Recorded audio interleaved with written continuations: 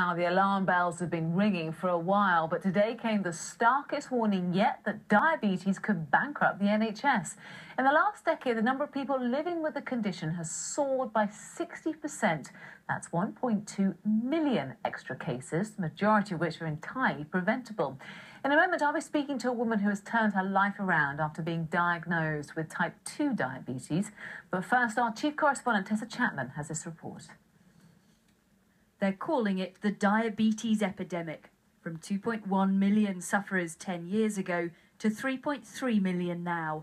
The number of diagnoses is spiralling, and the costs are too. The NHS already spends £10 billion a year on the disease, mostly on the knock-on health problems. The complications are harrowing for the patient and in terms of cost terms: amputations, heart attacks, strokes, blindness. And the problem is, if diabetes isn't treated early, that's when you get the complications. Type 2 diabetes, the most common, is a lifestyle disease. Rates are rising in line with obesity. Robin Swindell is the first to admit he was overweight and didn't exercise when he was diagnosed 2 years ago.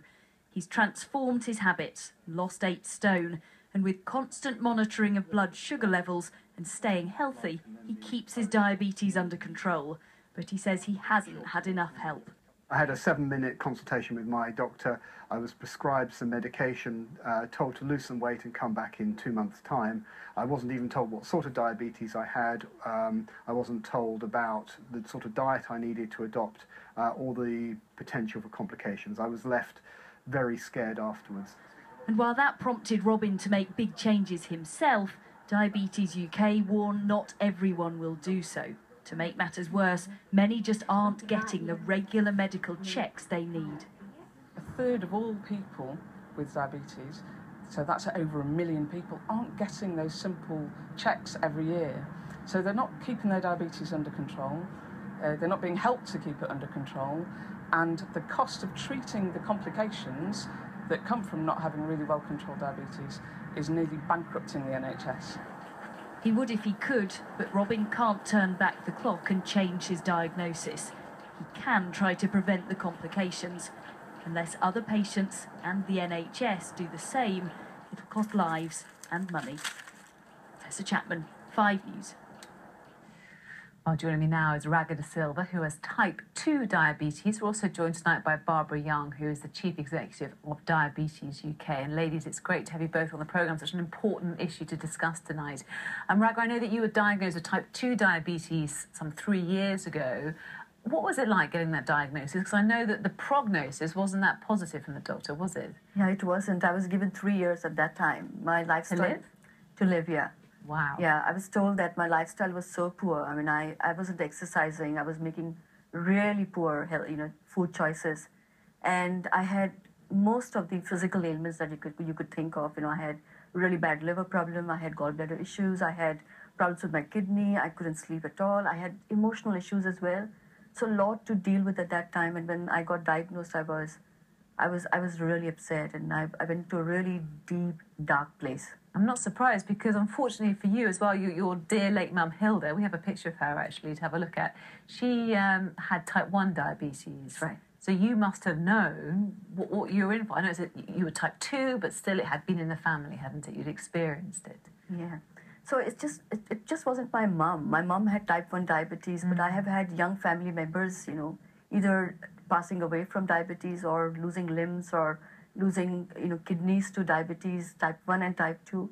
So I always knew that this was something that was looming for me, but I never looked after myself. So we have a picture of you before you were diagnosed, and you kind of explained what your lifestyle was like before. I mean, you look great now. It's not a bad picture, but you're probably not as healthy as you could have been. Is that right?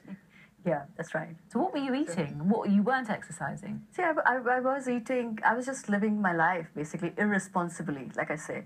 And I was eating all the time, and I would pretend that I was just eating not enough, I was drinking, and I was socializing quite a bit. All those things that you think that you are not doing, but you're doing. And at one point, someone asked me to check my calorie intake, for instance, and I told them I would be about 1,200 calories. It was about 5,000 calories per day. And you just didn't realise. How have you turned your life around? So I exercise every day, no matter where I am. I do international marketing. Whichever part of the world I'm in, I exercise every day. I manage my food really well. I eat lots of greens. I eat, fruit quite a bit. I avoid whites, no carbs. You run half marathons. We've got another picture of that. Yeah, That's extraordinary. Congratulations. Thank you. I'm determined. I'm on a mission. I set up a group called Use It to Lose It, and my aim is to encourage a lot of other women like me to just come out there, inspire each other, and make a change. Barbara, Ragas is a very inspirational story. This is a huge problem for the NHS, though. I mean, you're talking about the health service being bankrupted in this country. There's no stronger warning, is there, really? No, I mean, we're delighted that the government's finally woken up and is now putting money into a major diabetes prevention programme, but there's still almost 4 million people out there already have diabetes, and the key to reduce the pressure on the NHS from that source is to make sure that people get the right sort of care with their diabetes. So what's not happening? Is the message not getting across about healthy lifestyles? Are people not looking after themselves, or do you think the care and the support isn't there? I think on the prevention of type 2 diabetes, because of course type 1 can't be prevented and isn't lifestyle related, but on the prevention of type 2 diabetes, people aren't aware enough of what the risks are, and it is a hard job to manage your diet and to take more exercise if you're not told that there is something really nasty waiting for you if you don't. And people don't get enough support. But the big problem now is that 4 million people don't get the right sort of care when they've got diabetes.